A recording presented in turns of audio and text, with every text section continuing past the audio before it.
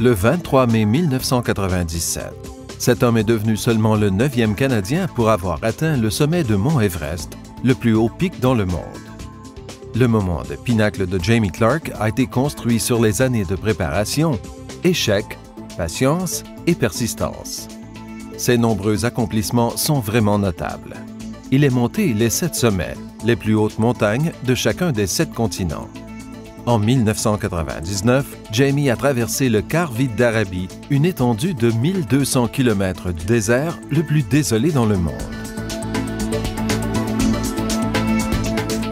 Une des choses qui me frappe dans ces présentations que j'ai été en mesure de faire et j'apprécie faire pour Financement agricole Canada est cette notion de s'adapter aux choses imprévisibles. Comme agriculteur, j'imaginerais, et comme alpiniste, nous devons réussir quand les circonstances sont grandement au-delà de notre contrôle. Je ne peux pas contrôler le paquet de neige, je ne peux pas contrôler l'existence ou non des crevasses, le mouvement glacial. Je ne peux pas contrôler le vent, les formations de nuages, le baromètre, toutes ces choses qui sont vraiment à l'extérieur de mon contrôle. Pourtant, je dois être précis pour faire une ascension d'une montagne sûre et réussie ou pour passer un désert ou quel que soit. Mais c'est avec Mère Nature que, au début, je me bats et avec qui je suis furieux en moment. Pouah! Pouvez-vous le croire? Il neige encore! Vous êtes sur un glacier, vous ne devriez pas être surpris, mais bon, je ne peux pas le croire, il n'y a plus de neige!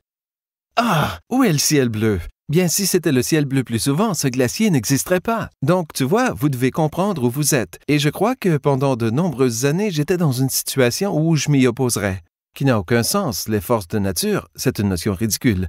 Mais peu à peu, je me suis rendu compte que, hey, maintenant, quand il y a une grande tempête sur une montagne, je suis comme d'accord. C'est pourquoi nous sommes ici. Regardez ça, c'est tout à fait ça. Il s'agit de progresser maintenant quand d'autres auraient arrêté et auraient abandonné. Et d'une façon bizarre, j'aime ces moments.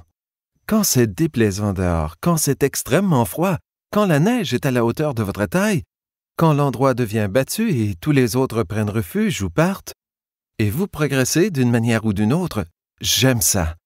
Autant que vous le détestez au moment, je l'aime. Et d'une certaine manière, je crois que, comme agriculteur, vous êtes là, à un degré tenu l'otage à la nature.